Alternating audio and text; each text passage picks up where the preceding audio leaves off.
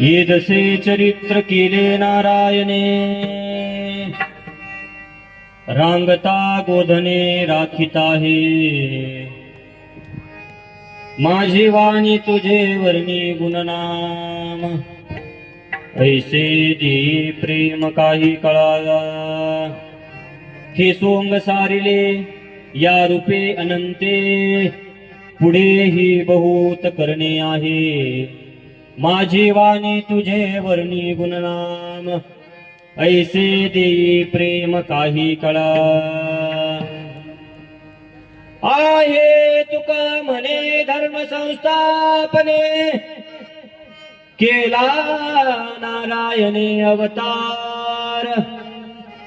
माझी वाणी तुझे वर्णी गुणनाम, ऐसे दे प्रेम काही कळा. विठला विठला विठला विठला. समचरण सरोजम साधनी लाभदाभं, जगन निहित पाणी मंडन मंडनाना. तरुण तुलसी माला कंदरं कंजनेत्रं, सदैवलहासं विठ्ठलं चिन्तयामि. पांडुरंग करू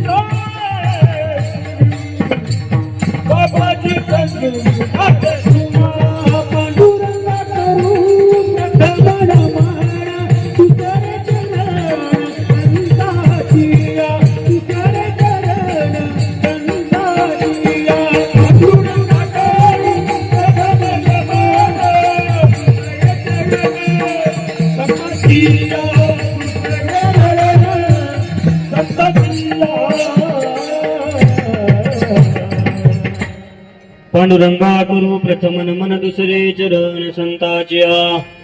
त्यांच्या कृपादाने कथेचा विस्तार, बाबाजी सद्गुरु दास तुका.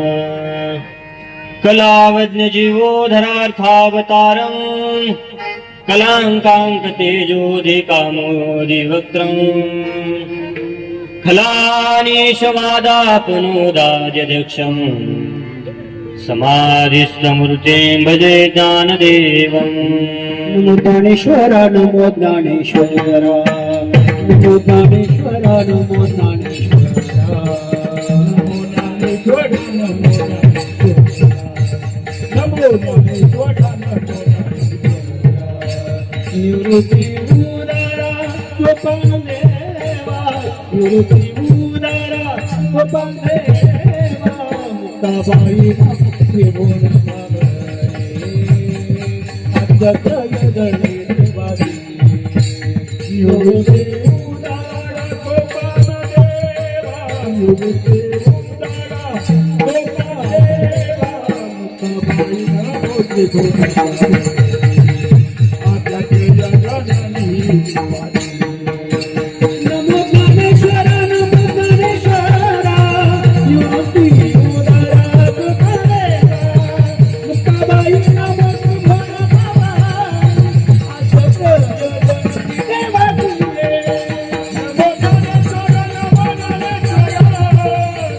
तो पण देवा मुक्ताबाई रमाची भोग पावली अध्यक्ष जगती देवाची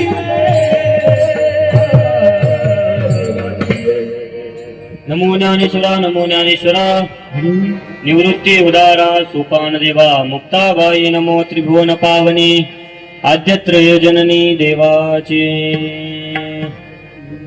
मनोजवं मारुततुल्य वेगं जितेन्द्रियं बुद्धिमतां वरिष्ठं वातात्मजं वानरयूथ मुख्यं श्रीरामदूतं शरणं प्रपद्ये लोकाभिरामं रणरङ्गधीरं राजीवनेत्रं रघुवंशनाथं कारुण्यरूपं करुणाकरन्दं श्रीरामचन्द्रं शरणं प्रपद्ये जयांचे केल्या स्मरण होय सकळे विद्यांचे अधिकरण तेची बंधू श्रीचरण श्री गुरूंचे ते नमस्कारून आता बंधू रंगभूमिका कीर्तने उभे होती लोका टाळ मृदंग श्रुती देखा तया माझे नमन दंडवत गा सेवे लागी सेवक झालो तुमच्या लागलो निज चरणा तुमच्या लागलो निज चरणा तुमच्या लागलो निज चरणा सेवे लागी सेवक झालो तुमच्या लागलो निज चरणा तुमच्या लागलो निज चरणा तुमच्या लागलो निज चरणा सेवेलागी सेवक झालो तुमच्या लागलो निज चरणा अहो स्वामी तुकया देवा यावरील करावे सेवेलागी सेवक झालो तुमच्या लागलो निज चरणा अहो स्वामी तुकया देवा यावरील करावे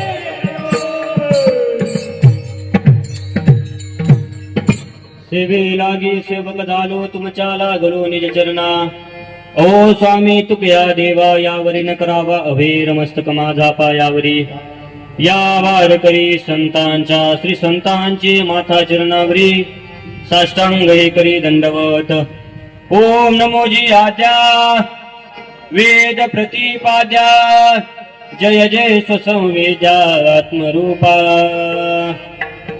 देवा तुझी गणेशो सकलार्थमती प्रकाशो म्हणे निवृत्तीदासो अवधारी जोजी आता विनव वाग्विलासिनी जे चातुर्यार्थ कला कामिनी ते शारदा विश्वमोहिनी नमिली मिया विठाला ये दसे चरित्र केले नारायणे रांगता गोधने राखिता हे माझे वाणी तुझे वर्णी गुणनाम ऐसे देई प्रेम क्राही कळा प्रस्तुत प्राप्त प्रसंगी कीर्तन रूपी सेवे करता निवडलेला भंग महान भगवत भक्त विश्ववंदनीय वारकरी संप्रदायाच्या कलस्थानी विराजमान असणारे वैराग्य मूर्तिमंत जगद्गुरु तुकोबाराय यांचा बालक्रीडा या प्रकरणातील देवाच्या चरित्राचं वर्णन करणारा भंग सेवेकरता घेतला विठाला विठाला विठाला विठाला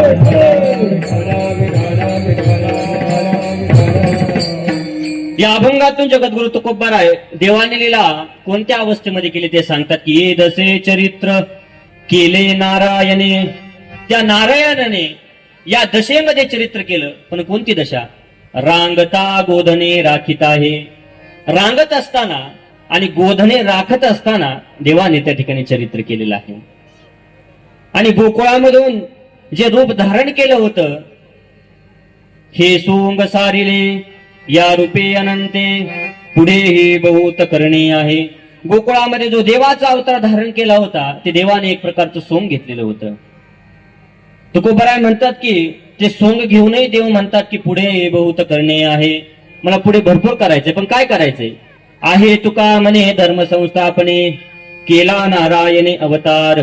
तुकोबाराय म्हणतात, या धर्माची संस्थापना करण्याकरता त्या देवाने अवतार घेतलेला आहे.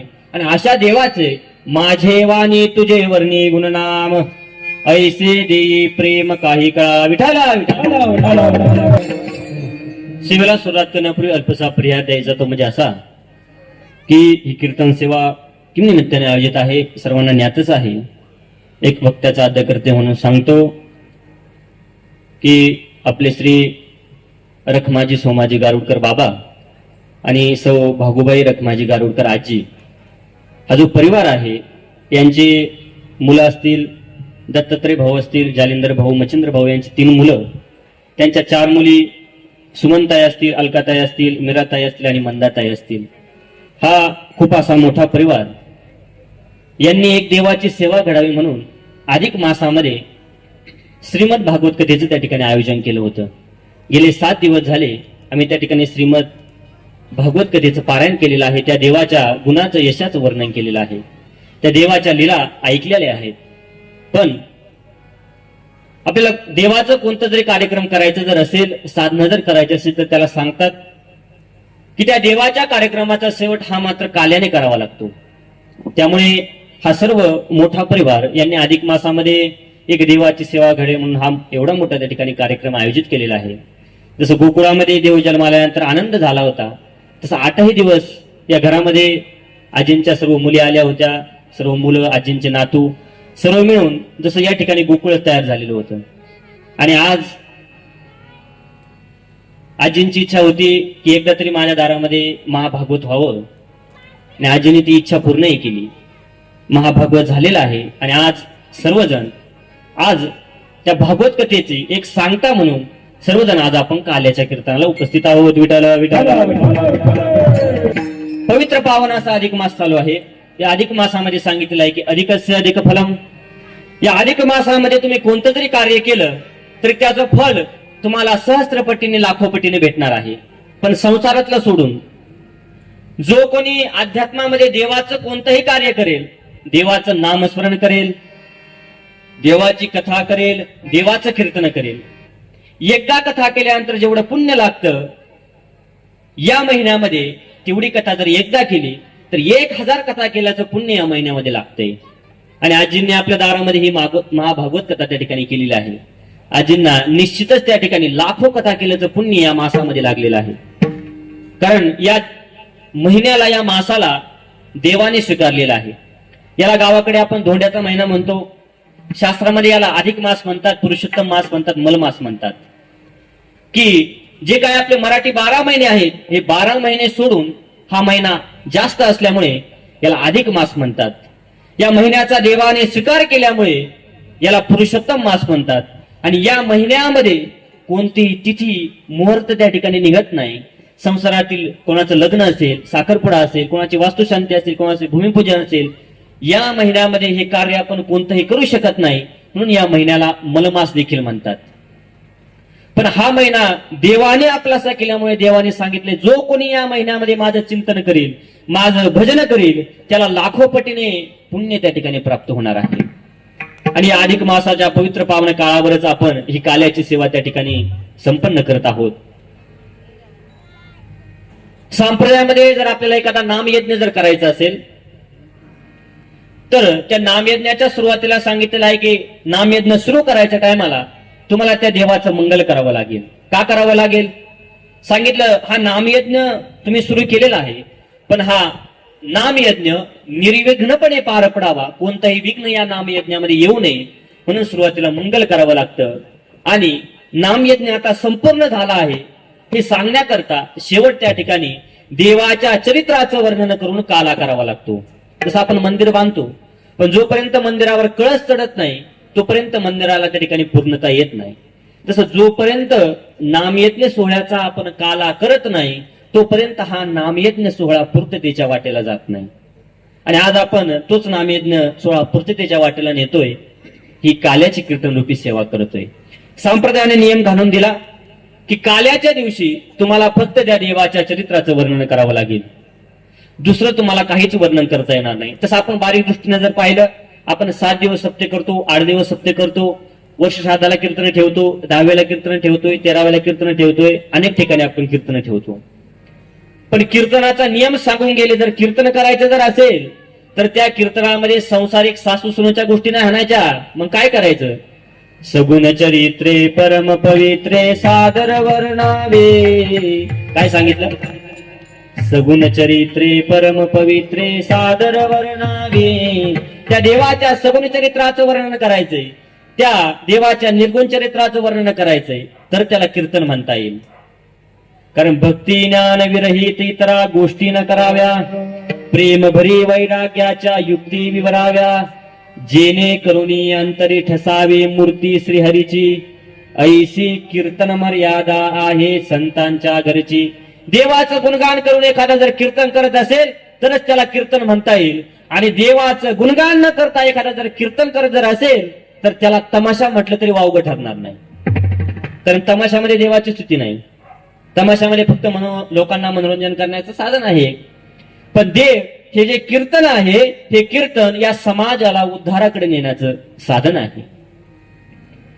आणि या कीर्तनाने आपल्याला मर्यादा घालून दिली की या दिवशी तुम्हाला त्या देवाच्या चरित्राचं वर्णन करावं लागेल. पण कोणत्या चरित्राचं? देवाने जे गोकुळामध्ये राहून चरित्र केलं त्या चरित्राचं वर्णन फक्त आज आपल्याला करायचंय. पहा, देव या मृत्यू लोकावर अवतार घेतोय, तुम्ही आम्ही येतोय, यावंच लागतंय आपल्याला. संत महात्मे हे आपला उद्धार करण्याकरता येतात. पण देव इथे अवतार काय घेतो त्याचं कारण अर्जुनाला सांगितलं. अर्जुना, मी या मृत्यू लोकावर कधी येतो माहित आहे? या मृत्यू लोकावर जर अधर्म वाढला गेला, अधर्म जर खूप त्या ठिकाणी वाढतोय, धर्म लोपला जातोय, त्या धर्माची संस्थापना करण्याकरता मी पुन्हा जन्माला येतो. यदा यदा हि धर्मस्य ग्लानिर्भवति भारत अभ्युत्थानम धर्मस्य तदात्मानं सृजाम्यहम् परित्राणाय साधूनां विनाशाय च दुष्कृताम् धर्म संस्थापनार्थाय संभवामि युगे युगे. अनेक युगामध्ये त्या धर्माची संस्थापना करण्याकरता मी या ठिकाणी जन्म घेत आहे. आणि देव या ठिकाणी अवताराला येतात. अवताराला येतात म्हणजे तुम्हा आम्हासारखे जन्माला येत नाही.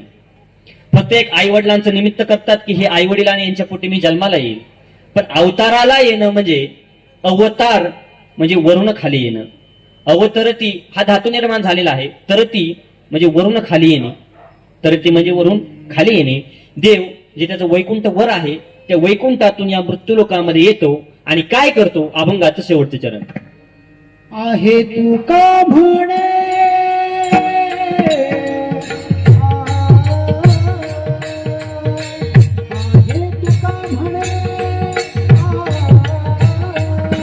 धर्म संस्थापने आहे तू का म्हणे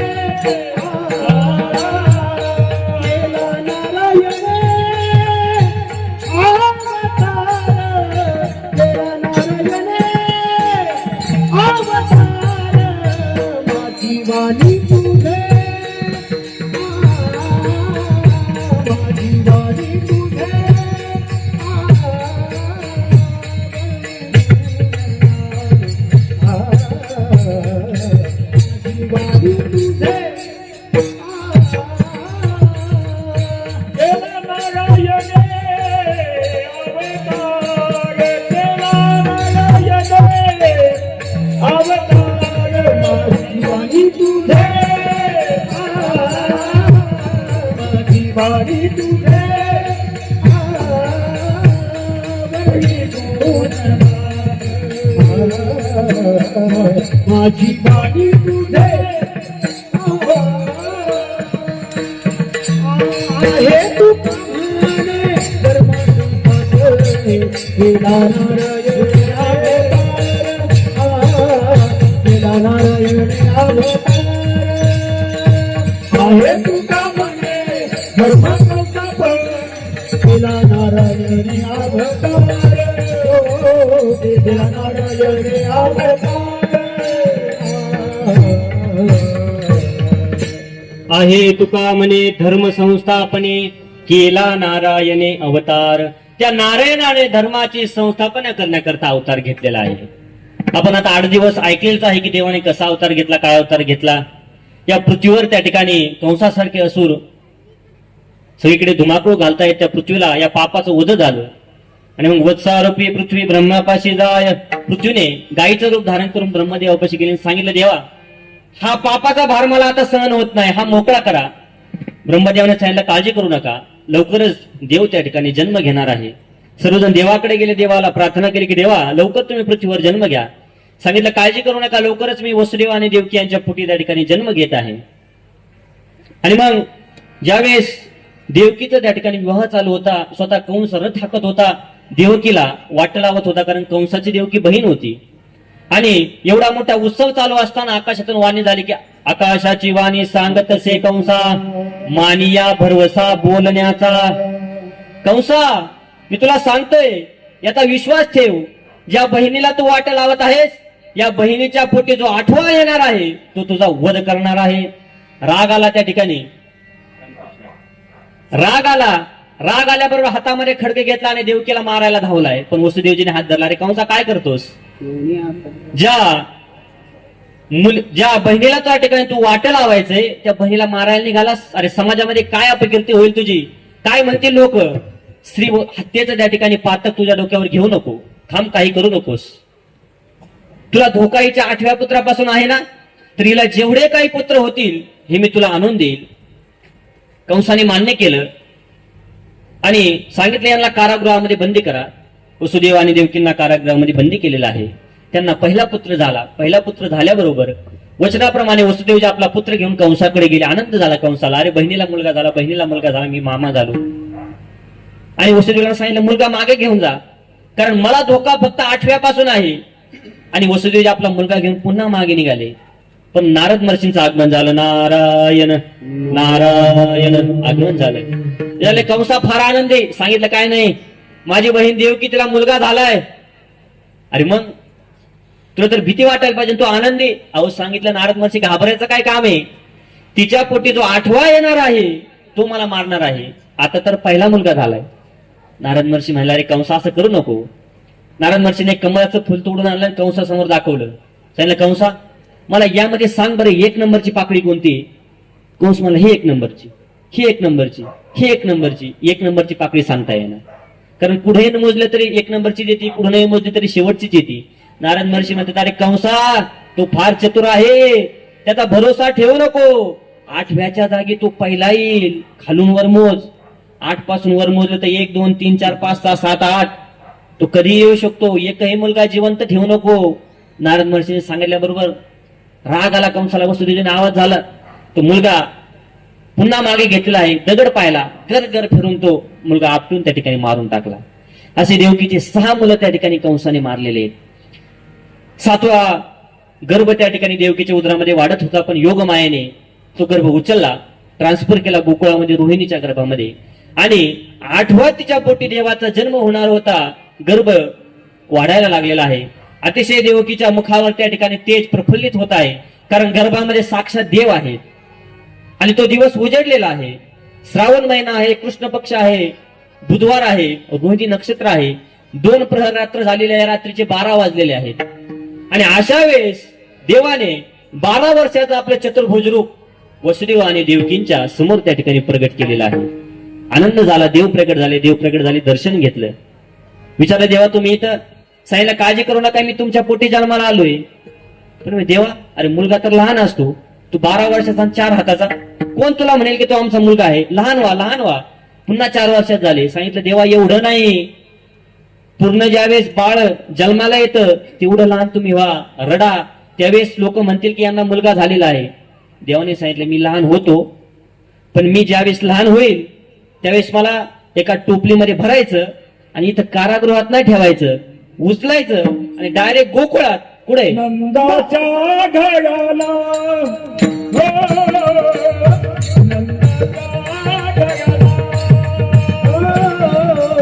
नंदाच्या घराला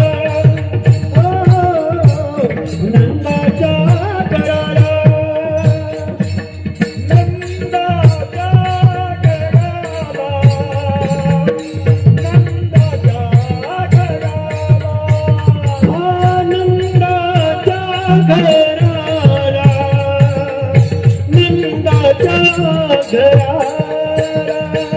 हो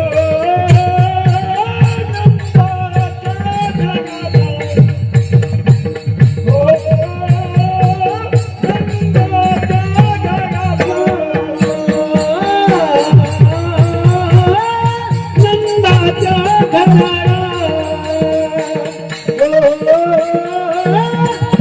नंदाच्या घराला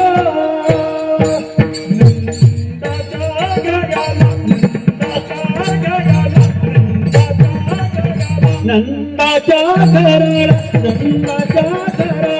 नंदाच्या घराला मदनेई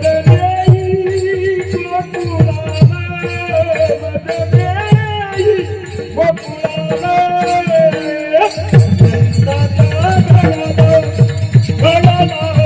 नंदाच्या घराला मदनी गोकुळाला मदने गोकुळाला नंदाच्या घराला नंदाच्या घराला नंदाच्या घराला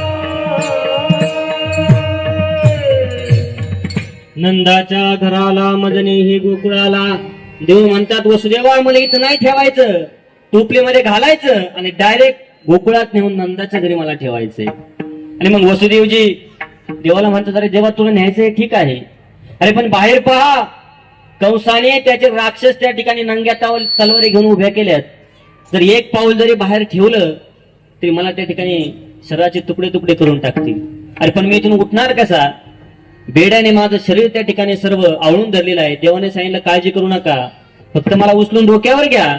जसं देवाला डोक्यावर घेतलं उचललेला कमळापती पाहिजे बंधनी गळती पाहिजे बंधनी पाहिजे बंधनी गळती उचललेला कमळापती पाहिजे बंधने गळती पाहिजे बंधने गळती पाहिजे बंधने गळती उचललेला कमळापती पाहिजे बंधने गळती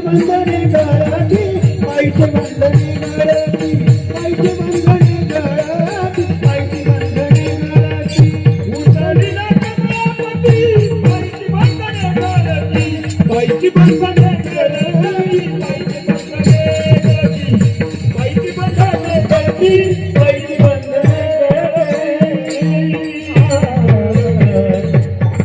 उचलिला कमळापती पायीची बंधने गळती. देवाला उचलल्याबरोबर सर्व त्या ठिकाणी हातापायातली बंधनं गळून गेलेली आहेत. बाहेर येऊन पाहिलं सर्व राक्षस त्या ठिकाणी झोपलेले आहेत. देवाने सर्वांवर मायेचा प्रभाव टाकलेला आहे. घेऊन निघाले. मध्ये यमुना माया आडवी लागली. यमुना मायाच्या मनात आलं की मी देवाचं दर्शन घ्यावं. यमुना माया वाढतात. वसुदेवजी तसंच पाण्यामध्ये शिरलेले आहेत. पाणी पोटापर्यंत आलं, छातीपर्यंत आलं, नाकातोंडामध्ये वसुदेवजींच्या पाणी जायला लागलं. देवाच्या लक्षात आलं की यमुनेला माझं दर्शन घ्यायचंय.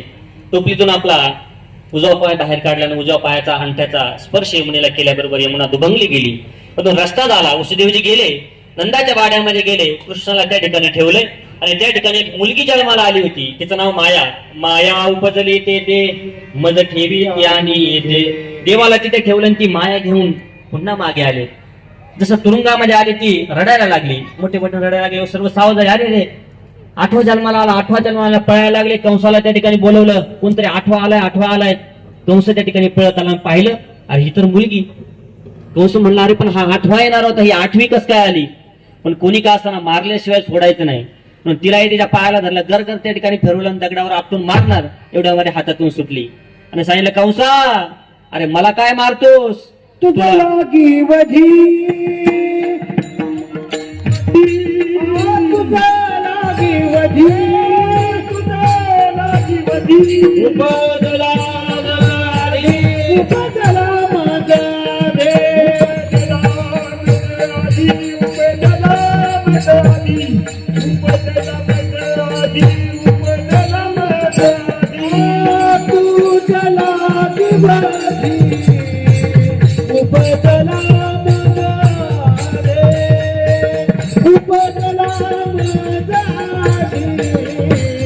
उपदला माझा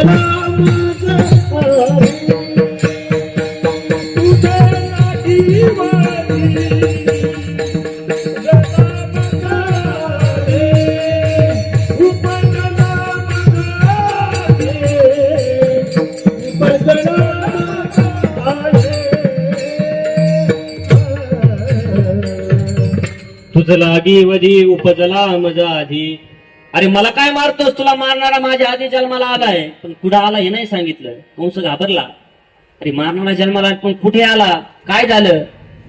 कंसाची चिंता वाढायला लागली. अरे कुठे असेल तो, काय होईल. सभा भरवली. सभेमध्ये प्रश्न मांडला की मला मारणारा 8वा जन्माला आलेला आहे, पण कुठे आहे माहित नाही.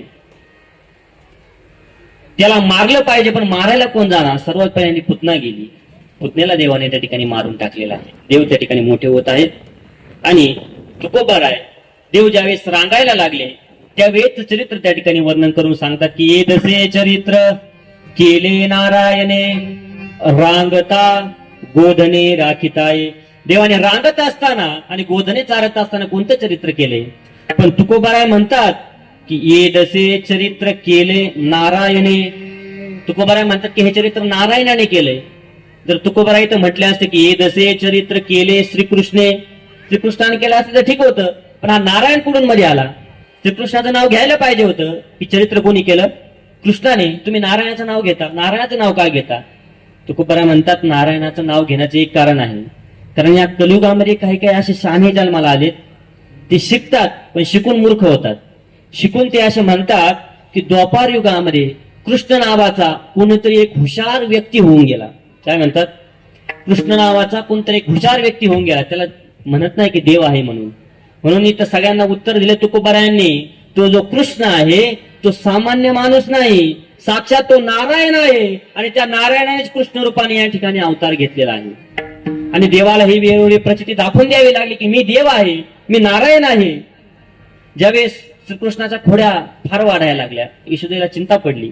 त्यासारखाच खोड्या करतोय, रोज त्या ठिकाणी गाराने घेऊन येतात. काय करायचं, कसं थांबवायचं, याला लहान आहे ऐकत नाही. यशोदेची एक मैत्रीण आली, सांगितलं यशोदे एक काम कर, आता अंगारकी चतुर्थी येणार आहे 1 महिन्यानंतर, तू गणपतीला व्रत कर आणि गणपतीला नवस कर की जर माझ्या मुलाने जर खोड्या करायच्या जर थांबवल्या तर मी तुला काय तर दिलं असा नवस कर. यशोदेला पटलं. गणपती बाप्पा जवळ गेले आणि सांगितलं, गणपती बाप्पा एकच काम करा, माझ्या मुलाला फक्त खोड्या करून देऊ नका. जर माझ्या मुलाने खोड्या केल्या नाही तर येणाऱ्या अंगारकी चतुर्थीला तुम्हाला 1.25 किलो पोत्याचे लाडू आणि 1.25 किलो पोत्याचे मोदक तुम्हाला अर्पण करेल. गणपती बाप्पा खुश. 1.25 किलो पोत्याचे लाडू, एवढे लाडू त्या ठिकाणी म्हटल्यानंतर गणपती बाप्पा खुश झाले. कारण आपण गणपतीला दाखवतो पण 1 मोदक दाखवू, 11 दाखवू, 21 दाखवू, याच्यावर आपण दाखवत नाही. पण गणपती बाप्पा आनंदी झाले, आपल्याला लाडू खायला भेटणार. पण आनंदामध्ये अचानक त्या ठिकाणी शांत झाले. कारण जे काम दिलं होतं ते काम एवढं सोपं नव्हतं ना. काम काय होतं की कृष्णाला खोड्या करण्यापासून थांबवायचं होतं. गणपती बाप्पांच्या लक्षात आलं, अरे ज्याला खोड्या करण्यापासून थांबवायचं आहे त्यानेच मला गणपती केलंय, त्यानेच मला या गणपती पदावर बसवलंय, आणि त्याच्या खोड्या कशा थांबवायच्या. पण देवाची प्रार्थना केली, म्हणजे देवा एखाद दिवस मला एवढे लाडू मोदक खायला भेटत असतील तर काय हरकत आहे तुम्हाला, थोडे दिवस खोड्या थांबवा म्हणे. कृष्णाने ऐकलं आणि कृष्णाने 1 महिनाभर खोड्याच नाही केला. यशोदेला आनंद झाला आणि गणपती बाप्पाला नवस केल्याबरोबर देव त्या ठिकाणी खोड्या करायचा थांबला. यशोदेला फार आनंद झाला. सांगितलं आता 1.25 पोत्याचे नाही, 2.5 क्विंटलचे त्या ठिकाणी लाडू करणार. 2.5 क्विंटलचे लाडू आणि 2.5 क्विंटलचे त्या ठिकाणी मोदक करणार. गणपती फार खुश. लगेच सर्व आजूबाजूच्या महिलांना सांगितलं की उद्या माझ्या घरी स्वयंपाकाला यावं लागतंय, उद्या अंगारकी चतुर्थी आहे. गणपतीला त्या ठिकाणी 2.5 क्विंटलचे लाडू आणि 2.5 क्विंटलचे मोदक तयार करायचे. आता महाराणी होती, सर्वजण आलेले आहेत, सकाळपासूनच स्वयंपाक सुरू झालेला आहे. सगळीकडे नुसता त्या लाडूचा मोदकाचा घमघमाट सुटलेला आहे. आणि ते काय डाळल्यात नव्हते, तळे प्युअर त्या ठिकाणी गावरंग गाईच्या तुपात असा घमघमाट त्या ठिकाणी सुटला होता. कृष्ण आत गेला की माझी कृष्णा तू बाहेर होय, तू अजिबात आत यायचं नाही. जोपर्यंत गणपतीची पूजा होत नाही तोपर्यंत तू यायचंच नाही, बाहेरच. कृष्ण बाहेरूनच वास घेतोय. काय कसे झालेत लाडू, काय झाले. गणपती बाप्पा खुश, आता एवढे लाडू मला खायला भेटणार, एवढे मोदक मला खायला भेटणार. दिवसभर त्या ठिकाणी स्वयंपाक करून एवढे लाडू मोदक तयार केले. आणि मग सर्व त्या ठिकाणी गडी बोलवले, त्यांना सांगितलं हे गणपती बाप्पांसमोर ठेवा. गणपती बाप्पांची मूर्ती ठेवली, सर्व पूजा मांडली. मोदक त्या ठिकाणी आणलेले आहे ना, आता आरती करायची आणि मोदक नैवेद्य दाखवायचा देवाला. म्हणून आरती करण्याकरता सर्व तयारी झाली. कृष्ण उभा आहे, यशोदा त्या ठिकाणी आलेली आहे. कृष्ण म्हणतो मैया मैया मी घेऊ आरती. यशोदा कृष्णाला बाजूला लोटते, थांब म्हणे, जस एकदम काढ, अजून गणपतीचं होऊ दे. आणि मग आरतीच्या तयारीला लागणार, आरती पेटवायची. पण एवढ्यात पाहिलं काडीपिटीच नाही. कृष्णा काडीपिटी कुठे, कृष्ण म्हणला मी तर बिडी आवडीत नाही म्हणून काडीपिटी माया का आपल्याला काय माहित म्हणे अरे कृष्णा माझ्याकडूनच राहिले असेल म्हणे मी घेऊन येते तोपर्यंत इथं लक्ष ठेव एकाही मांजराला येऊन देऊ नको मांजर आली तर प्रसाद उष्टा होईल आणि देव रागवेल आपल्यावर कृष्ण मनातल्या मनात म्हणला गाई एवढा मोठा बोक्का असता मांजर येईन कशी म्हणे एका मांजराला येऊन देत नाही म्हणे तुझा यशोदा गेली काडीपिटी आणायला कृष्ण तयार कृष्णाने असं गणपती का पाहिलं काय म्हणे आपलं आपलं काय नाही म्हणे आपलं काय नाही म्हणे हे तुमच्या करताय म्हणे आईने फार तुमची सेवा केली सांगितलं अरे कृष्णा आईने मला नवस केला होता म्हणून आईने मला केलंय तुम्हाला नाही हे मला आहे म्हणे गणपती मी काय नाही म्हणत तुम्ही का म्हणे गणपती शांत लगेच त्या ठिकाणी विशाल रूप धारण केलं एवढी त्या ठिकाणी 2.5 क्विंटलचे त्या ठिकाणी लाडू खाऊन घेतले 2.5 क्विंटलचे मोदकही खाऊन घेतले आणि एका कोपऱ्यात जाऊन गपचूप त्या ठिकाणी उभे राहिले घाबरलेला त्या ठिकाणी चेहरा करा नाटकच होता तो आता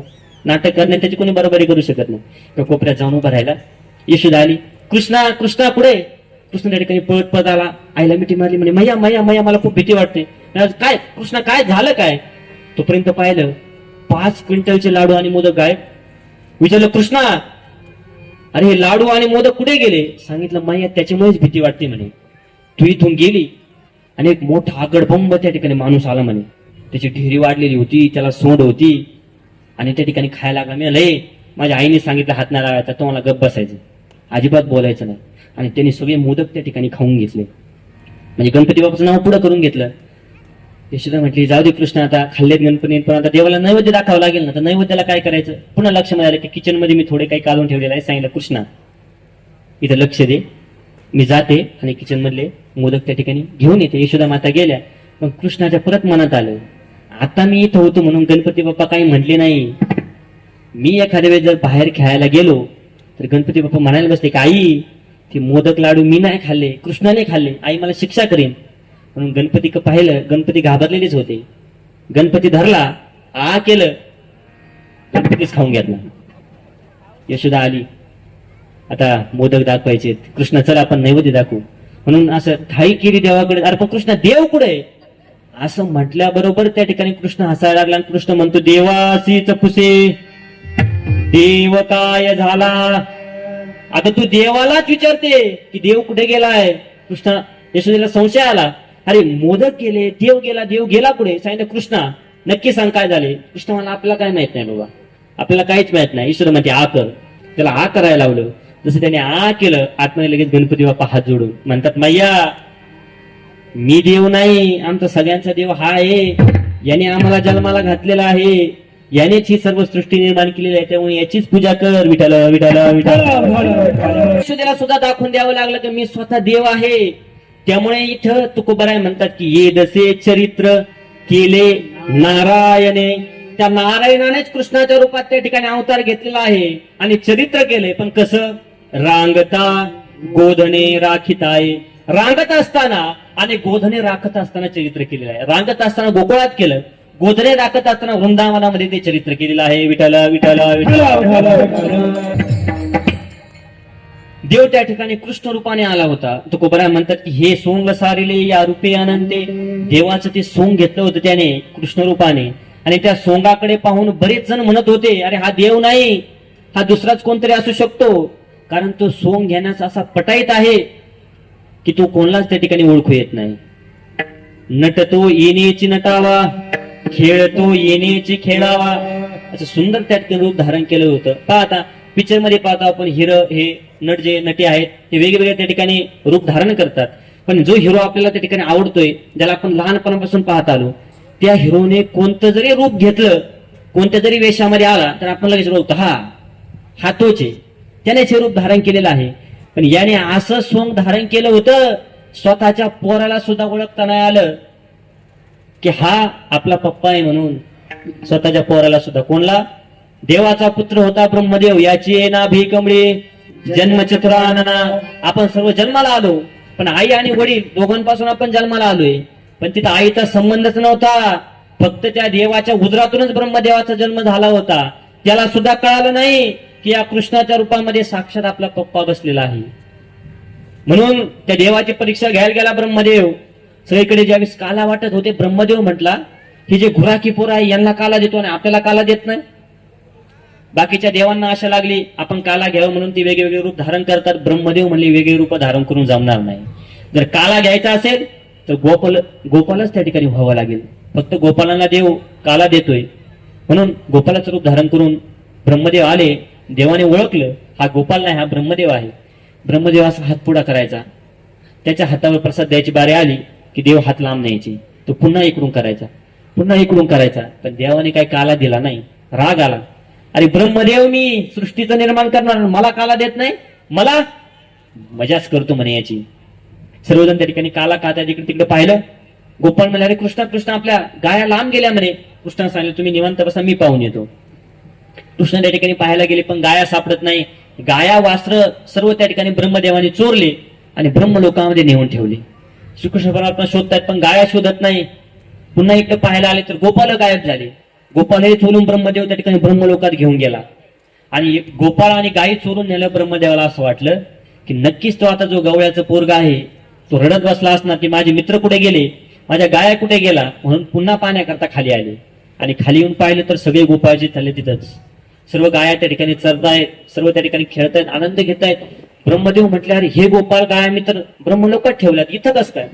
पुन्हा पाहण्याकरता गेले. पाहिले तर ते गोपाल गाया ब्रह्मलोकातच. पुन्हा खाली आले. इथं अरे हे कसं शक्य आहे. अरे सृष्टी निर्माण करतोय एखादा दुसरा ब्रह्मदेव आला की काय. पुन्हा ब्रह्मलोकाकडे निघाले. पण तोपर्यंत देवानेच ब्रह्मदेवाचं त्या ठिकाणी अवतार धारण केला आणि त्या ब्रह्मलोकात जाऊन बसले डुप्लिकेट ब्रह्मदेव. आणि सांगितलं त्या सेवकांना हे पहा, सध्या जगामध्ये माझ्यासारखे रूप धारण करून अनेक ब्रह्मदेव फिरतात म्हणे. एखादा ब्रह्मदेव येईल आणि तू म्हणेल की मी खरा ब्रह्मदेव आहे, त्याला आत येऊन द्यायचं नाही म्हणे, त्याला बाहेरच लोटायचं. डुप्लिकेट ब्रह्मदेव बनवून बसले, त्या कमळावर जाऊन बसले. खरे ब्रह्मदेव आले, प्रवेश करणार. सेवक नको कुठं चाललास. नाही कुठं चाललास, राजा आहे म्हणे मी तुमचं. असं बोलता कोण राजा म्हणे, आमचा राजा आत बसलाय. तो म्हणतो, अरे मी ब्रह्मदेव आहे. ब्रह्मदेव नाही काय नाही, आमच्या राजाने सांगितलंय माझ्यासारखे रूप धारण करून पळतात. होय बाहेर म्हणे. त्या ब्रह्मदेवाला बाहेर काढून चिंता पडली बाबा माझ्या लोकांना जाऊन द्या ना. पण आतमध्ये नेमकं बसले कोण. हळूच त्या ठिकाणी डोकून पाहिलं खरंच ब्रह्मदेव बसला. इथं दुसरा ब्रह्मदेव कसं काय आला. लक्षात आलं नक्की काहीतरी चुकले. मग आता काय करावं. मग आता पप्पाला शरण गेल्याशिवाय पर्याय नाही. म्हणून विष्णुदेवाला त्या ठिकाणी शरण गेली. पप्पा दुसरा ब्रह्मदेव तुम्ही तयार केला का. आणि मग सांगितलं अरे वेड्या, नीट त्या ठिकाणी ज्ञानाच्या दृष्टीने पहाय, दुसरा ब्रह्मदेव नाही, त्या ब्रह्मदेवाच्या साक्षात रूपामध्ये मी आहे. आणि ज्या श्रीकृष्णाला त्रास घेण्याकरता तो खाली गेला होता तो दुसरा तिसरा कोणी नसून साक्षात तुझा पप्पा बसलेला आहे. मग ब्रह्मदेवाच्या लक्षात आलं अरे हे गवळ्याचं पोरग नाही, हा आपलाच पप्पा आहे. आणि मग त्या ठिकाणी शरण गेले. देवाने असं सोंग धारण केलं त्या ब्रह्मदेवाला सुद्धा नाही समजलं. असं सोंग धारण करून त्या गोकुळामध्ये लीला करायला लागलेली आहेत. जन्माला आल्यापासून सगळीकडे आनंदी आनंद झालाय. सर्व आनंद हे करतात. कृष्ण मोठे मोठे होत आहेत. मग रांगायला लागले. रांगतायत. रांगता त्यांनी त्या ठिकाणी खोड्या सुरू केल्या. अनेक खोड्या सुरू करायला सुरू केलेल्या आहेत. कारण ज्यावेळेस गवळणी देवाला पाहायला यायचे त्या गवळणींच्या मनामध्ये असं यायचं अरे यशोदा किती भाग्यवान आहे की एवढा सुकुमार मुलगा जन्माला आलाय. यशोदा त्याला खाऊ घालते, त्याला झोपवते. हा मुलगा जर आमच्या घरी आला तर आम्ही जर याला आमच्या हाताने खाऊ घातलं तर किती आनंद होईल. आमच्या देखील घरी लोणी आहे, दही आहे, यांनी खाल्लं तर किती आनंद होईल. आणि हे देवाने ओळखलं म्हणून देवाने लक्षातच धरलं आता या गवळींच्या घरी लोणी खाण्याकरता जायचं. पण जायचं कसं. सर्व गोपाळ त्या ठिकाणी बरोबर घेतले. विचारलं चला आपण खेळूया. गोपाळ म्हणले देवा आमच्यात खेळण्याकरता शक्तीच नाही. अरे म्हणजे तुम्ही तरणे बाण पोरणे खेळण्याकरता शक्ती नाही. पाहिलं सगळ्यांच्या तब्येती त्या ठिकाणी सुकलेल्या. त्याला असे का सुकले म्हणे तुम्ही. सांगितलं देवा काय सांगावं. अरे घरी दूध आहे, दही आहे, लोणी आहे, पण त्यातलं काहीच खायला भेटत नाही म्हणे. दूध दही लोणी सर्व बाजारला जातंय आणि घरी ठेवलेलं फक्त ताक आम्हाला प्यायला देतात.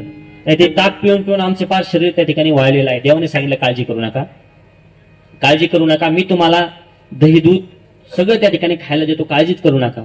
फक्त एक काम करा म्हणे, सर्वांना जवळ बोलवा. सर्वांना जवळ बोलवलं. सांगितलं की आता आपल्याला दही दूध दोन्ही हे सर्व खायचंय. पण म्हणजे कृष्णा खायचं कडून तुझ्या घरून.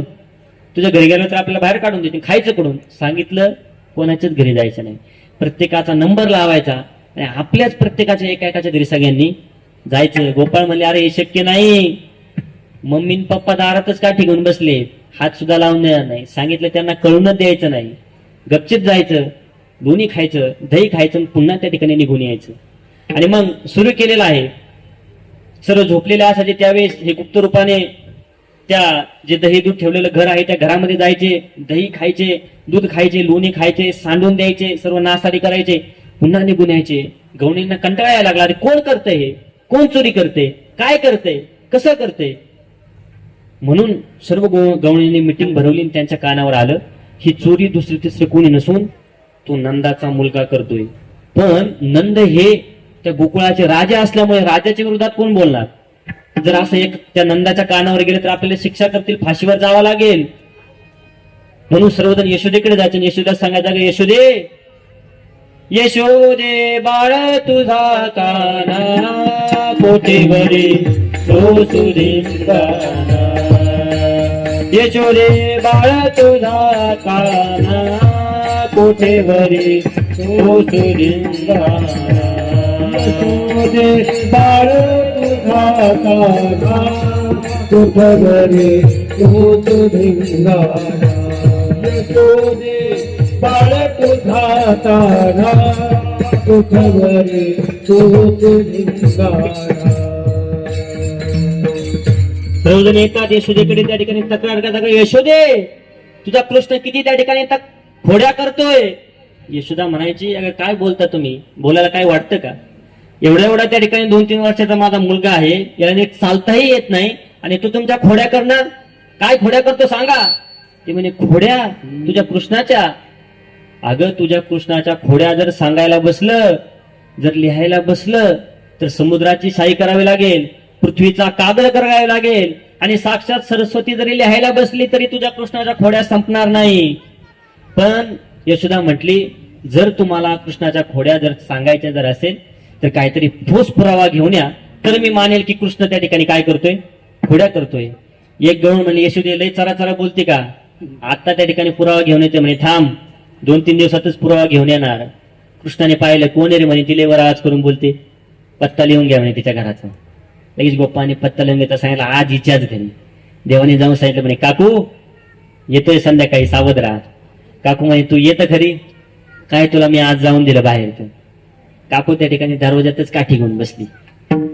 गेले श्रीकृष्ण परमात्मा. श्रीकृष्ण परमात्मा गेले, गोपाळांना सांगितलं आवाज करायचा नाही, सर्वांनी डोळे झाका. सर्व गोपाळांनी डोळे झाकले. डोळे झाकल्याबरोबर पुन्हा सांगितलं डोळे उघडा. डोळे उघडले की लगेच सर्व त्या ठिकाणी लोणी आहे, दूध आहे, तूप आहे, आनंद झाला. सर्वजण त्या ठिकाणी खातात. सांगितलं आवाज करू नका, काकू बाहेर बसले, आता आत येतील. पण श्रीकृष्णाची लीला होती. आणि सर्व त्या ठिकाणी दही दूध तूप लोणी त्या ठिकाणी खाऊन झाल्यानंतर कृष्णाने हटकून त्या ठिकाणी 2-3 जे घडे होते ते पाडले. त्याचा आवाज झाला. काकू म्हणजे अरे अरे आला आला आला काय नो. पटकन त्या ठिकाणी कुलूप उघडलं, पटकन आत गेली. गोपाळाने पाहिलं, अरे काकू आली काकू आली. गोपाळ पळाले. कृष्णाला मात्र तिने धरलं. म्हणली, का इतक्या दिवस सापडत नव्हता नाही का, तुझ्या आई तर लई चरा बोलते, आता सांगते तुझ्या आईला काय असतंय म्हणे. चल म्हणे तुझ्या ऐक. त्या ठिकाणी कृष्णाला घेतलंय. कृष्ण म्हणतो, काकू सोडा ना, कशाला मला ऐकण्यात, आई मारेल म्हणे. सांगितलं अजिबात नाही. त्या दिवशी तर लई त्या ठिकाणी बोलत होता, आता तुझ्या ऐकच नाही. कृष्ण म्हणतो, नको ना काकू, सोडून द्या मला. सांगितलं अजिबात नाही. हात धरलाय, फरा त्या ठिकाणी ओढत त्या ठिकाणी चाललेली आहे. आता दाखवते यशोदेला, पाय तुझा मुलगा त्या ठिकाणी चोरी करतो का नाही.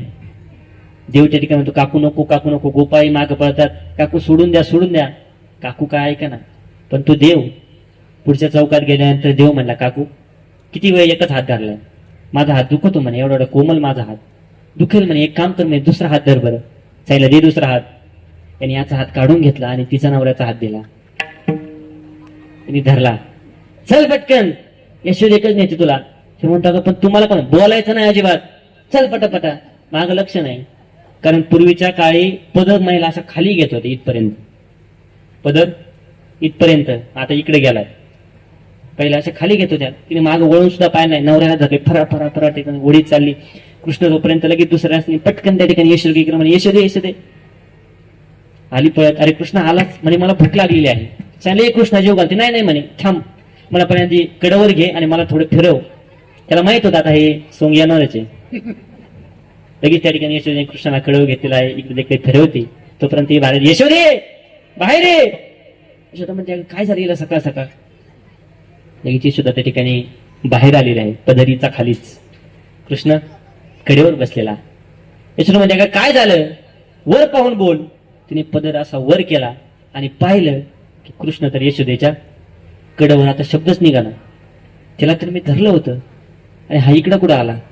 मग हळू त्या ठिकाणी माग वळून पाहिले तर तिचा नवरा पटकन असं म्हणे, काय कळतं नाही माहिती तुम्हाला, माझ्या हाताला काय आले, मी तर कृष्णाला धरून आणलं होतं.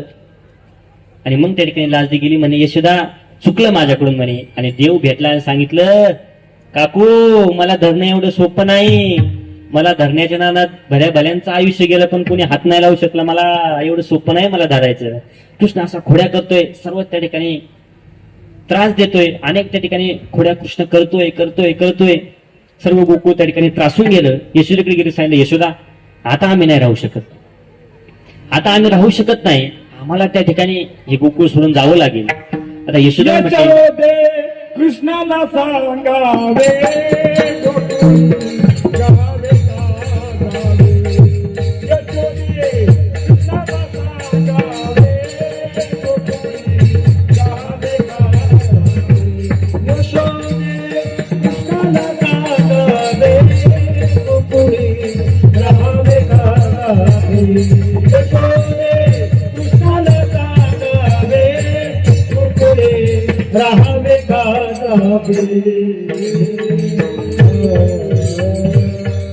यशोदे कृष्णाला सांगावे गोकुळी राहावे का जावे. सर्व मिळून आल्यात, सांगतात यशोदे आम्हाला सांग, आम्ही गोकुळ सोडून जायचं का, आम्ही राहू का नको. यशोदेला त्या ठिकाणी टेन्शन आलेलं आहे, काय करायचं, काहीतरी त्या ठिकाणी बंदोबस्त करावा लागेल. कृष्ण दिवसेंदिवस खोड्या करतोय, सर्व गोकुळ आहे त्रास देतोय, यशोदेला आहे त्रास देतोय. एक दिवस तर यशोदा माता त्या ठिकाणी काम करत होते, कृष्ण पळत आला, सांगितलं मैया मैया मैया इकडे. यशोदा म्हणते, अरे कृष्ण थांब मी काम करते. नाही नाही इकडे, काय झालं सांगितलं. यशोदे घराकडे चाल मला जेवू घाल. सांगितलं यशोदे मला फार त्या ठिकाणी भूक लागली, साऱ्या गव्हाची पोळी लाटी, मला पूर्ण पोळी करून दे मोठी, नाही अडवित गुळासाठी मला जेव घाल. कृष्ण म्हणतो मला जेव घाल. यशोदा म्हणते अरे बस कृष्णा, पण कृष्ण ऐकत नाही. लगेच यशोदा ठिकाणी स्वयंपाक घरामध्ये गेले, सर्व राजवैभव होतं, सर्व त्या ठिकाणी मोठे मोठे पदार्थ त्या ठिकाणी घेऊन आले. कृष्णाला मांडीव घेतला आणि स्वतः हाताने भरवणार. कृष्ण रडायला लागला, कृष्ण रडतोय. यशोदा म्हणते अरे कृष्णा झालं काय, तुला जेवायचं नाही का. मला जेवायचंय म्हणे. अगं पण तुला काय कळतं का नाही म्हणे, मी एवढा बारीक मुलगा, माझं एकच तोंड, हे किती पदार्थ घेऊन आली म्हणे, एवढे पदार्थ मी एकट्याने खायचे कसं, कारण ते राजवैभव सर्व त्या ठिकाणी 9-10 पदार्थ ते एवढे पाहून कृष्ण म्हणते हे मला नाही काय. मग कृष्ण खायचे कसं, सांगितलं एक काम कर, हे सर्व पदार्थ मिक्स कर म्हणे एका आणि मग मला खाऊ घाल. यशोदा म्हटले अरे कृष्णा तिची काही चव आहे का नाही. सांगितलं आम्ही चवी करता खात नाही, इंद्रिय आमच्या अधीन आहे, आम्ही जे म्हणतोय ते इंद्रिय करतात, त्यामुळे तू ते मिक्स कर. पुन्हा त्या ठिकाणी यशोदेने सर्व मिक्स केलं. मिक्स केल्याबरोबर सर्व मिक्स झाल्यानंतर आता घास घेतला आणि कृष्णाला खायला. कृष्ण पुन्हा रडायला लागला. अरे कृष्ण आता काय झालं, आता तर खा ना. सांगितलं नाही आता मला नाही खायचं, आता हे मिक्स केलेलं पुन्हा सगळे वेगळं कर. यशोदा म्हटले अरे कृष्ण हे मिक्स तरी एकत्र करता येतं, पण आता हे पुन्हा वेगळं कसं करायचं मला माहित नाही. म्हणजे हे तुला वेगळं करावंच लागेल. सगळे पदार्थ जिथं तिथं होते, सर्व जिथं तिथे मला ठेवून दे, तरच मी जेवणार नाही, जेवणार नाही. कृष्ण ऐकत नाही, कृष्ण रडतोय. यशोदा म्हणते अरे कृष्ण हे शक्यच नाही की हे पदार्थ वेगळं होणार, शक्य नाही, मी करून दाखवू म्हणे. मी करून दाखवू. सांगितलं दाखव बरं करून.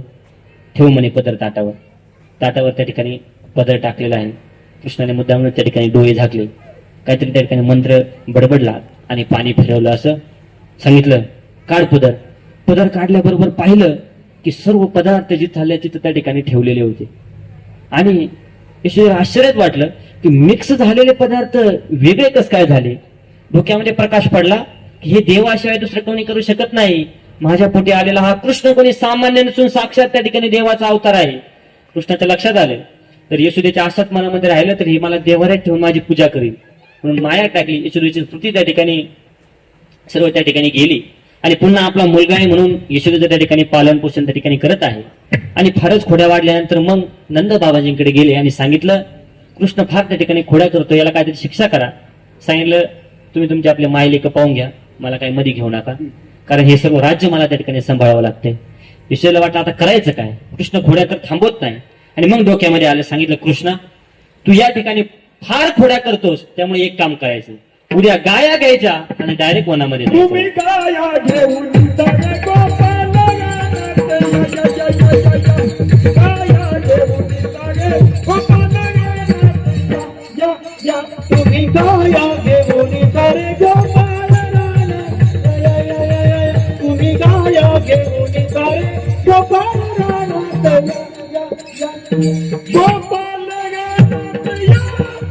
सगळे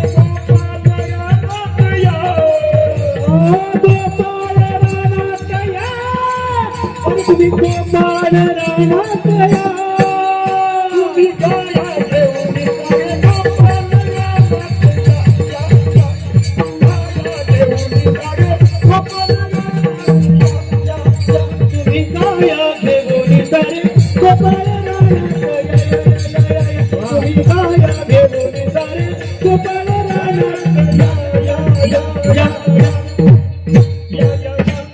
तुम्ही सारे गाया घेऊन ये गोपाळ सगळ्या गोपाळांना सांगितलं उद्यापासून आपल्याला गाया चारायला जायचंय. कृष्ण त्या ठिकाणी गाया चारायला निघालेत. पण कंसाला बातमी कळाली की कृष्ण आता गाया चारायला वनामध्ये चाललाय. कृष्णाला वनामध्ये गाठून मारण्याची ही त्या ठिकाणी चांगली संधी आहे. कारण कृष्णाला मारण्याकरता कंसाने एवढे त्या ठिकाणी प्रयोग केले, एवढे त्या ठिकाणी बलाढ्य राक्षस पाठवले, पण कृष्णाने कोणाला दाद दिली नाही. मायावी राक्षस पाठवले तरी कृष्णाने कोणाला दाद दिली नाही. बलाढ्य राक्षस पाठवले तरी दाद दिली नाही. शेवटी महाबळ भटाला ब्राह्मण बनून पाठवलं होतं तरी सुद्धा कृष्णाने दाद दिली नाही. कारण कंसाला असं वाटलं, अरे हा राक्षस पाहून, राक्षसांचे वेश पाहून यांना मारतोय, पण हा जर ब्राह्मण बनून जर गेला तर ब्राह्मणाचा प्रभाव याच्या परिवारावर होईल आणि आपल्याला काही करण्याची गरजच पडणार नाही. म्हणून त्या महाबळ भटाला बोलून घेतलं होतं. सांगितलं एक काम कर, गोकुळात कोणतरी एक लहान मुलगा आहे, तो नंदाच्या घरी जन्माला आलेला आहे आणि तो माझा काल आहे, काही दिवसांनी तो माझा वध करणार आहे. जायचं त्या लहान मुलाला मारायचं. तो महाबळ भट एवढा बलवान होता, तो हसायला लागला. एवढ्या मुलाला मारायचं म्हणे, काय वाटतं की नाही म्हणे, काहीतरी माझ्या इज्जतीचा प्रश्न. सांगितलं फक्त त्याला मारू नये, जर त्या पोराला जर तू मारलं अर्ध राज्य तुला त्या ठिकाणी दान करून टाकतो. सांगितलं जमेल. एवढा बलाढ्य होता, कोणी त्याचा सामना करू शकत नव्हता. पण त्याच्या लक्षामध्ये आलं की गोकुळ हे फार त्या ठिकाणी त्यामध्ये राहणारे फार वैष्णव आहेत, देवाचं चिंतन करणार आहेत, ब्राह्मणावर त्यांचा फार विश्वास आहे. म्हणून त्यांनी सुंदर ब्राह्मणाचं रूप धारण केलं. एवढं सुंदर ब्राह्मणाचं रूप धारण केलं, चप्पी केली, मोठी त्या ठिकाणी शेंडी ठेवलेली आहे, गळ्यामध्ये नवस त्या ठिकाणी जानव घातलेला आहे, धोतर घातलं, सवय नव्हती पण घातलं वाकडं तिकडं, हातामध्ये पंचांग त्या ठिकाणी घेतलेला आहे आणि चालला देवाला मारण्याकरता चालला. गोकुळामध्ये आल्याबरोबर सर्वांनी पाहिलं, अरे कोणतरी ब्राह्मण आले, सर्व त्या ठिकाणी दर्शन घेतात, आशीर्वाद देतोय, सर्वांना आशीर्वाद देत देत आला.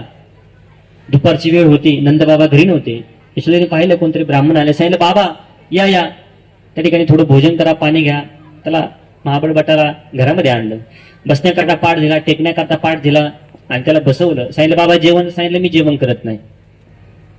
विचारलं कुठून बाबा, सांगितलं मी काशीहून आलोय, काशीला अनेक वर्ष तपश्चर्या केली आणि इथे आलोय. बाबा काय तपश्चर्या केली, सांगितलं मी ज्योतिषामध्ये तज्ञ झालो. अरे वा, आत्ताच मला मुलगा झालेला आहे, त्याचं तुम्ही ज्योतिष सांगताल? सांगितलं नक्कीच, मनातल्या मात मला त्याकरताच आलोय.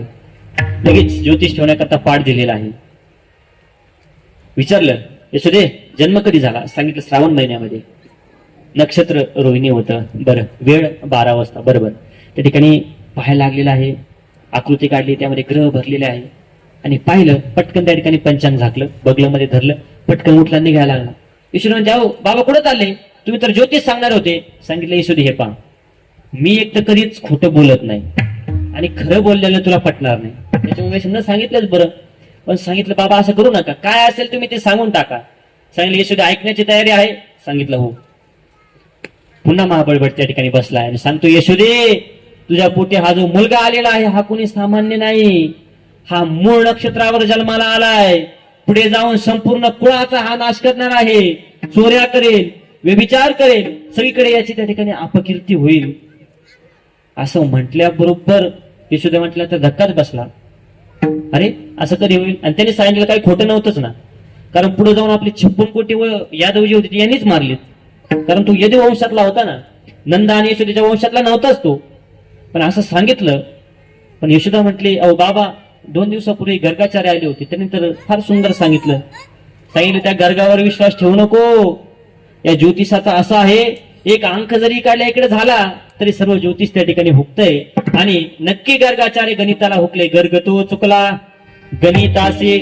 जोपर्यंत देवाला नाव ठेवत होते तेव्हा देवाला राग नाही आला, पण गर्गाचार्यांना नाव ठेवायला लागला. आणि संतांवर जर एखादा त्या ठिकाणी निंदा करत असेल तर स्वतः देवाला त्याचा सामना त्या ठिकाणी करावा लागतो. देवाने सांगितलं, बेटा तू मला बोलला हे ठीक आहे, पण गर्गाचार्यांना बोलायचं नव्हतं. बोलून झाल्यावर सांगितलं यशोदेने, बाबा दक्षिणा घेऊन जा. उठल्या आणि उतरंडीकडे गेला दक्षिणा नाही करता. कृष्ण म्हटले, मैया तू दक्षिणा देऊ नको, याने ज्योतिष माझं सांगितले, दक्षिणा मी देतो म्हणे. खाली बसलेला जो पाठ होता त्याला आज्ञा केली, अरे काही वाटतं की नाही तुला, एवढा मोठा ब्राह्मण काशीहून आपल्याकडून शिकून आला आणि एवढ्या खाली त्याला बसवलंय, वर घे. 7-8 फूट त्या ठिकाणी पाठाने महाबळ बेटाला वर उचललं. तू घाबरला, अरे काय झालं, खालून जॅकपीक लावला काय, हात घालून पाहिलं खालून, काहीच नाही. घाबरला थोडा. कृष्णाने पाठाला सांगितलं, अरे तसं काय ठेवलं त्याला, बाजूला सरक म्हणे. पाठ बाजूला सरकला तसा महाबळबट त्या ठिकाणी खाली पडला. खाली पडला. पाठाला सांगितलं, वर काय करतो. महाबळबट त्याच्या तो वरचा जो पाठ होता त्या महाबळबटच्या डोक्यात पडला. माघार याला जो पाठ होता त्याला आज्ञा केली, तो उठला, मारायला ठिकाणी सुरुवात केली. महाबळ म्हणतो, अरे हे काय झाले, पाठ मला का मारत असतील. देवाने जेवढ्या घरातल्या अचेतन वस्तू होत्या, पळ्या, चमचे, कढाया, उलाटणे, उखळ, मुसळ, सगळ्यांना आज्ञा केली, जा सेवा करा म्हणे याची, मोठे ब्राह्मण आहेत. सर्व पळ्या, चमच्या, कढ्या आल्या, महाबळ भट्टाला हाणायला लागल्यात. पार त्या ठिकाणी काळा निळा झाला. उठला, म्हणला इथं थांबून उपयोग नाही, पळायला लागला. घराच्या बाहेर आला, पण एक बाज आडवी आली. सांगितलं, बाबा कुठे. सांगितलं, आता नाही थांबू शकत. पण सांगितलं, बाबा आमच्या घरी एखादा बाहेरचा माणूस आला तर त्याला चहा पिल्याशिवाय जाऊन देत नाही, चहा प्यावा लागेल. तुला बाई तू आज चहा नको, चहाच्या माझा जीव जाईल. पण बाज ऐका ना, बाज म्हणजे जमणार नाही, बाज आडवीच. तुला बाई तुझा चहा नको. लक्षात आलं, बाज काय सरकत नाही म्हणून उडी मारायचा प्रयत्न केला, उडी मारली, पण बाज म्हणजे तुम्ही गेले तरी चालेल, पण बाजाने धोतर धरलं. धोतर एक तर नवीनच त्या ठिकाणी नेसलं होतं, तरी सवय नव्हती. त्याच्या मनात आलं, जर धोतर सोडत बसलो तर खूप मार खावा लागेल. धोतर तसं सोडलं, आतून काही नेसलं नव्हतं, तसाच पळतोय. सगळ्या त्या ठिकाणी जेवढ्या गोपाळातल्या वस्तू सर्वांना आज्ञा केली, मारा याला. सर्व त्या ठिकाणी मारतात. सुजला फारासा, पळत पळत त्या ठिकाणी तसाच आला सभेमध्ये. आवाज येतो, कंसा कंसा. कंस म्हणतो, अरे कोण आला कोण आला. पाहिलं त्या ठिकाणी नागराज पळत आला. सांगितलं, अरे तू पहिल्यांदा वस्त्र लाव. त्याला घालायला वस्त्र दिले. सांगितलं, कोण तू. सांगितलं, अरे कंसा मला ओळखलं नाही. आणि आवाज ओळखीचा वाटतं पण नाही ओळखलं. अरे सांगितलं, जो गोकुळात मारायला गेलो होतो त्या बारक्या मुलाला, तो महाबळ भटे मी, त्याचं ज्योतिष मी चुकीचं सांगितलं तर मला एवढा मार बसलाय. पण आता मी तुझं भविष्य खरं सांगतो, जे काही त्या ठिकाणी आवडत असेल ते खाऊन घे, पाहुण्या राव्यांना भेटून घे, जास्त दिवस नाही, लवकरच येऊन तुला मारणार आहे तो. विठ्ठल विठ्ठल अशा अनेक राक्षस मारले. आणि मग कंसाला असं वाटलं, अरे काय करायचं, हा का मरत नसेल, याला कसं मारायचंय. आणि मग एक दिवस त्याच्याकडे त्याचा मित्र आला, अघासुर नावाचा. त्याने सांगितलं, कंसा आजपर्यंत जेवढे तू त्याला मारायला पाठवले चुकीची माणसं होती म्हणे. त्यांना ते लक्षामध्ये नाही आलं की याला कसं मारावं, मी मारतो म्हणे. म्हणून तो अघासुर कृष्णाला मारण्याकरता निघाला. हे सर्वजण वनामध्ये चालले. याने वनामध्ये जाळ रचला, याने अजगराचं रूप धारण केलं. एक जबडा त्या ठिकाणी जमिनीला खेटून ठेवला आणि एक जबडा थेट आकाशाला खेटवला. वरचे दात त्या ठिकाणी लपून ठेवले आणि खालच्या दातावर आपली जीभ त्या ठिकाणी अशा अंतरली कोणाला संशय येऊ नये म्हणून. गोपाळ त्या ठिकाणी चाललेत, चालता चालता त्या जिभेवर चढलेत. पेंड्या म्हणतोय, बोबड्या अरे रातच्या रात एवढा रस्ता चांगला कसं काय झाला, मग कुणी नेता बिता यायचा काय. आश्चर्य झालं. सांगितलं, अरे तुला रस्त्याचं काय करायचं, तू चालायचं काम कर. गाया वासरं गोपाळ त्या आजगराच्या मुखामध्ये गेली. त्यांना असं वाटत होतं, अरे काय सुंदर रस्ता, आपल्या पायाला खडे टोचत नाही, काय नाही काय नाही काय नाही. तो आजगर मनातल्या मनात म्हणतो, थांबा तुमचा नेता येऊ द्या, तुम्हाला दाखवतो मी कसा सुंदर रस्ता आहे. कृष्णाने ओळखलं मोठा राक्षस आहे. तर सांगितलं, जर मी गेलो नाही आतमध्ये तर हा त्यांना मारून टाकेन. म्हणून हा स्वतः त्या ठिकाणी आतमध्ये गेलाय. आणि जसा कृष्ण आतमध्ये गेला आनंदच झाला. आता कृष्ण आतमध्ये गेला, याने जबडा लगेच खाली घ्यायचा का नाही.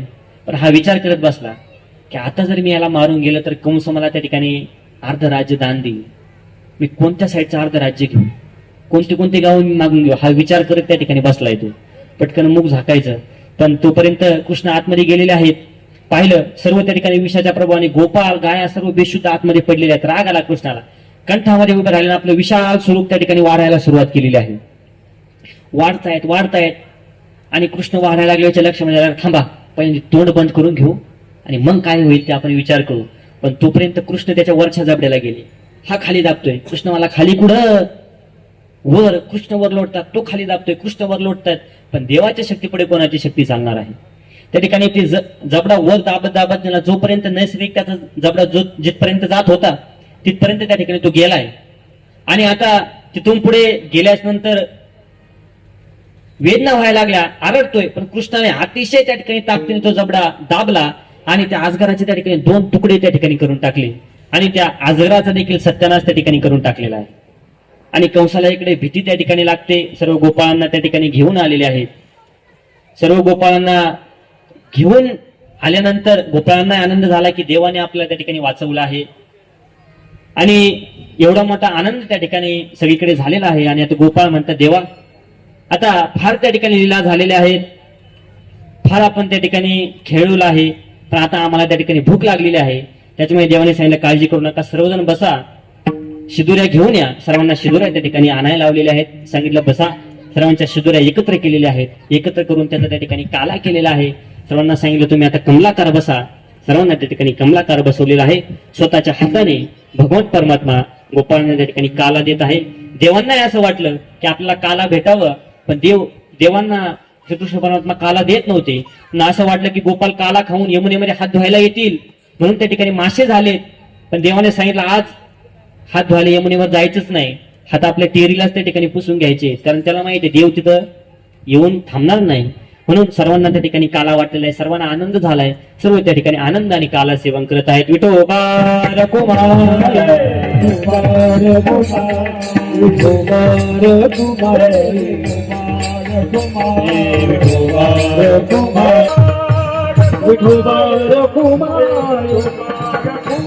विठोबार कुमार विठोबार कुमार विठोबार विठोबार कुमार. सर्वांनी त्या ठिकाणी देवाचं त्या ठिकाणी नामचिंतन केलेलं आहे. श्रीमद भागवत कथा त्या ठिकाणी सुरू केली होती. आपण सर्वांनी मिळून हा सोहळा त्या ठिकाणी पार केलेला आहे. आज त्या ठिकाणी काल्याची सेवा होती. सेवेकरता अभंग तुकोबरांचा घेतलेला होता. आपल्या वेळेमध्ये देवाचं चिंतन करण्याचा प्रयत्न केलेला आहे. सर्वांनी बसल्यापैकी एकदा हात वर करा. आपल्याला त्या देवाचं चिंतन करायचं आहे. सर्वांनी हात वर करा. ज्यांना ज्यांना देवाने रे मुरारी हे नाथ नारायण वासुदेव कृष्ण गोविंद हरे मुरारी नाथ नारायण वासुदेव. श्री कृष्ण गोविंद हरे मुरारी हे नाथ नारायण वासुदेव. कृष्ण गोविंद हरे मुरारी नाथ नारायण वासुदेव. हे नाथ नारायण वासुदेव.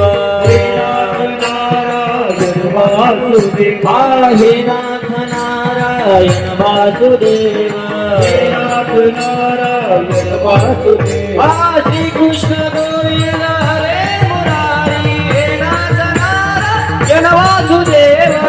कृष्ण गोविंद हरे मुरारी हे नाथ नारायण वासुदेव. श्री कृष्ण गोविंद हरे मुरारी हे नाथ नारायण वासुदेव. कृष्ण गोविंद हरे मुरारी हे नाथ नारायण वासुदेव. सर्वांनी हात वर करायचे. सर्वांनी हात वर करा. जोरदार एकदा पुंडलिक वरदेवचा घोष करायचा आहे सर्वांनी. माईकवाले म्हणू नका, फक्त तुमचा आवाज आला पाहिजे. तर नंतर लगेच जेवण मोठ्याने आवाज आला पाहिजे. पुंडलिका वरदे हरी विठ्ठल श्री ज्ञानदेव पंढरीनाथ भगवान की, माऊली ज्ञानेश्वर महाराज की, जगद्गुरु तुकाराम महाराज की, प्रभु रामचंद्र भगवान की, गोपाल कृष्ण भगवान की, गोपाल कृष्ण भगवान की. हात केली. झालेली सेवा गुणीजन वादक मंडळी या ठिकाणी उपस्थित आहेत. असे गायनाला साथ करता आमचे हरिभक्त परायण अरुणजी महाराज भोगाडे आहेत. त्यांच्या दुसऱ्या साथीला हरिभक्त परायण शिवाजी महाराज कोळगे आहेत. उदंगावर साथ करणारे आमचे हरिभक्त परायण कृष्ण महाराज आहेत. पेटीवर साथ करणारे माझे वडील हरिभक्त परायण कैलास महाराज शिंदे हे आहेत. मागे जे लहान लहान त्या ठिकाणी वारकरी बांधव तुम्हाला दिसत आहेत. आमच्या पूजाताई ह्या ठिकाणी संस्था त्या ठिकाणी चालवत आहेत. त्यांच्या संस्थेमधील हे सर्व बारीक बारीक त्या ठिकाणी गुणीजन मंडळी आहेत, त्यांना धन्यवाद देतो. सर्व गारुडकर परिवाराचे सर्व आप्तेष्ट नातेवाईक सर्वजण त्यांच्या आग्रहाला निमंत्रण देऊन या ठिकाणी उपस्थित आहेत. तुम्हाही सर्वांना धन्यवाद देतो. संपूर्ण गारुडकर परिवाराला देखील धन्यवाद देतो आणि सेवेला पूर्णराम देतो. ज्ञानेश्वर माऊली, ज्ञानेश्वर माऊली, भारतानेश्वर माऊली, राजभाऊ ज्ञानेश्वर